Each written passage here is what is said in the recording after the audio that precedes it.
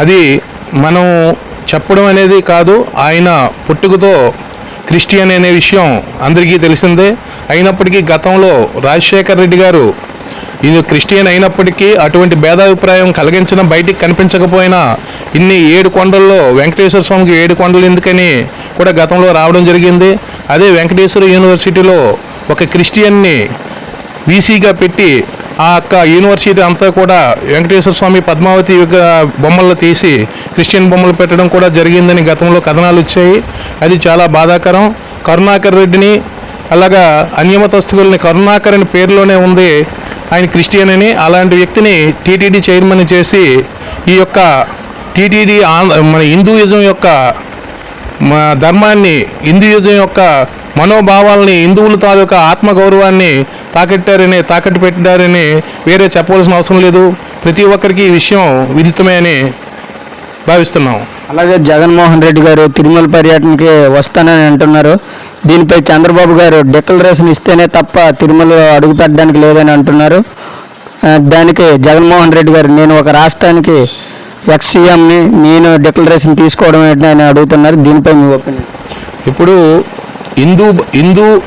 హిందువుల యొక్క మనోభావాలకు సంబంధించింది. ప్రపంచ దేశాలంతా మన హిందూయిజం యొక్క నాగరికతను పోషిస్తే ఈయన అపవిత్రం చేసిందని ఒక ఉద్దేశంతో ఆ విధంగా ముఖ్యమంత్రి చంద్రబాబు నాయుడు గారు అన్నారు తప్ప ఏ ఒక్క మతస్థుడైనా రావచ్చు, దర్శనం చేసుకోవచ్చు. దీనికి కంపల్సరీగా డిక్లరేషన్, ఎందుకంటే ఆయన తప్పిదం జరిగింది ఆయన సమక్షంలో కాబట్టి ఆ తప్పుదానికి ప్రాయశ్చిత్తం చేసుకోవడం కోసం ఆయన డిక్లరేషన్ ఇవ్వాల్సిన అవసరం అయితే ఎంతైనా ఉంది. చంద్రబాబు గారు 100 రోజుల పరిపాలన ఎలా ఉంది? ఈయన ఒక పరిపాలన గతంలో జరిగినటువంటి లోపాలన్నీ సరిదిద్దుకోవాలంటే కొన్ని ఆచితూసి నిర్ణయాలు తీసుకోవాల్సిన ఆవశ్యకత అయితే ఉంది. ఈ గతంలో ఎన్నో కోట్లు వర్కులు చేపించి ప్రజల్ని, నాయకుల్ని, కాంట్రాక్టుల్ని అన్యాక్రాంతం చేపించాడైనా అవన్నీ కూడా చక్కదిద్దాలంటే కొద్దిగా ఈ నిర్ణయాల్ని కొద్దిగా డిలే చేసినప్పటికీ సక్రమమైన పరిపాలన, సమర్థవంతమైనటువంటి నాయకులు చంద్రబాబు నాయుడు గారు, ఉప ముఖ్యమంత్రి పవన్ కళ్యాణ్ గారు ఉన్నారు కాబట్టి ప్రజలందరికీ న్యాయం జరుగుతుంది. ఇప్పటికే అనుకున్నటువంటి నిర్ణయాల్లో కొన్ని నిర్ణయాలు ప్రకటించడం జరిగింది. అలాగే చంద్రబాబు గారు మొన్న వరదల్లో చేసిన సహాయక చర్యల్లో చంద్రబాబు గారు ఎలా చేశారని మీరు తెలపాలనుకుంటున్నారు? ఆయన నిజంగా మన రాష్ట్రంలో విజన్ ఉన్నటువంటి నాయకుడిని ప్రపంచ దేశాలకే తెలుసు. మనకు ఒక భారతదేశంలోనే కాదు, విజన్ ఉన్నటువంటి నాయకుడిని తెలిసినప్పటికీ కొంతమంది తప్పిదాల వల్ల కొన్ని ఇబ్బందులు పడడం జరిగింది. అయితే ఆ వయసులో కూడా ఆయన అంత చాకచక్యాన్ని ప్రదర్శించి వయసుతో సంబంధం లేదు, ప్రజలకు సర్వీస్ చేయాలంటే అనే ఉద్దేశాన్ని నిర్ఘాటంగా సాటి చెప్పడం జరిగింది. ప్రతిపక్షాలు ఆరోపిస్తున్నాయి చంద్రబాబు గారు ఎన్నికల్లో ఇచ్చిన సూపర్ 6 హామీలు అమలు చేయలేక ఈ తిరుమల లడ్డు విషయాన్ని టాపిక్ పైకి తెచ్చారనేసి, దీనికి మీ ఒపీనియన్? ఇది చేతగానితనంగా మేము అభిమానిస్తున్నాం. ఎందుకంటే అది ప్రతిపక్షాలకు అనేది అది ఆరోపణలే తప్ప దాన్ని సక్రమంగా చేసే విధానం లేదని నేను చెప్పగలను. ఎందుకంటే తిరుమల లడ్డు అనేది ఈరోజు చెప్పలేదు, ఆయన గతంలోనే ఈరోజు పరిపాలనలోకి వచ్చినట్టు చెప్పలేదు. గతంలోనే ఇది ఎలక్షన్లకు రాకముందే తిరుమల లడ్డు మనం తిరుమల వెళ్ళేటప్పుడు గతంలో మనం ప్రసాదం తీసుకొని లడ్డు నెల రోజులు కాదు 2 నెలలైనా శుభ్రంగా ఉండేది.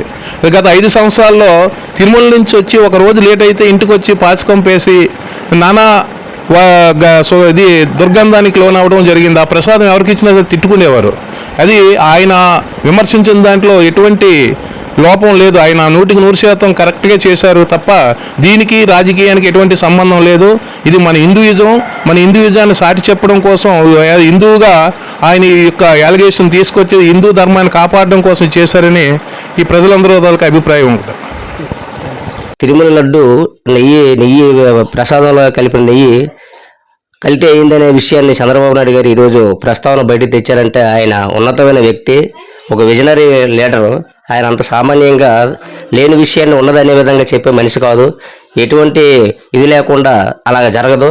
ఆయన చెప్పారంటే అది నమ్మకమైన జరిగే ఉంటుంది. అంతకుముందు పాలకులైనా ఎవరైనా దాన్ని టెస్టులు చేశారో లేదో తెలియదు, కానీ అదన్నీ ఈయన వచ్చాక ప్రభుత్వం మారిన తర్వాత దాని మీద దృష్టి పెట్టారు. దృష్టి పెట్టిన తర్వాత లడ్డూ విషయం అనేది సామాన్య విషయం కాదు కదా. కలియుగ వెంకటేశ్వర స్వామి అంటే దేశాల్లోనే వీటి అత్యంత విలువైన దేవుడిగా భావిస్తారు. ఆ దేవుడి విషయంలో లడ్డు ప్రసాదం అంటే కళ్ళు కత్తుకుని తినే ప్రసాదాన్ని ఈ విధంగా జరగడం అనేది అది సమంజసం కాదని మా అభిప్రాయం. అంటే అన్ని మతస్థులు అయినంత మాత్రాన కల్తీ చేశారనేది కాదు, గత ప్రభుత్వం కూడా, గత పాలకులు కూడా, టీటీడీ సభ్యులు కూడా ఇటువంటి విషయాల్ని కొద్దిగా కూలంకషంగా పరిశీలన చేయాలి. ఇంత సామాన్యంగా ఏదో జరుగుతుంది, లడ్డు తయారు చేస్తున్నాం ప్రజలకు ఇస్తున్నాం అంటే అది కరెక్ట్ కాదని మా అభిప్రాయం. డిక్లరేషన్ అంటే కొన్ని వందల సంవత్సరాలుగా తిరుమల తిరుపతి దేవస్థానంలో అన్ని మతస్థులైన వచ్చిన వారికి ఎవరికైనా ఒక డిక్లరేషన్ అనేది ఫస్ట్ నుంచి కూడా అది పద్ధతి ప్రకారంగా వెళ్తుంది. అది చేయడంలో తప్పే ఉందని మా అభిప్రాయం. ఓకే, చంద్రబాబు గారు 100 రోజుల పరిపాలన ఎలా ఉంది? 100 రోజుల పరిపాలన అంటే ఒక విజనరీ లీడరు, ఒక సీనియర్ నాయకుడు, ఆయన పరిపాలనలో అన్ని బాగానే జరిగాయి. కొన్ని మార్పులు కూడా జరిగాయి. మంచి రాజకీయంలో భవిష్యత్తు ప్రజలకు ఇస్తారని తెలుసుకోవాలనుకుంటున్నాం. అలాగే మొన్న వరదల్లో సహాయక చర్యలు చంద్రబాబు గారు బాగా చేశారు, జగన్మోహన్ రెడ్డి గారు బాగా చేశారు. జగన్మోహన్ రెడ్డి గారితో మనం చెప్పడం కాదండి. చంద్రబాబు నాయుడు గారు అంటే ఆయన చక్కగా చేశారు. మరి వరదల్లో కూడా లెక్క చేయకుండా రాత్రి పగలు నిద్ర లేకుండా కష్టపడి మరి బాధ్యతలు ఆదుకున్నారు. ఇది గత 5 సంవత్సరాల తర్వాత అన్యమతస్థులైనటువంటి జగన్మోహన్ రెడ్డి సీఎం అయిన తర్వాత రకరకాల విన్యాసాలు అన్యమతస్థులు కూడా టీటీడీ చైర్మన్ చేయడము చాలా బాధాకరమైనటువంటి విషయం.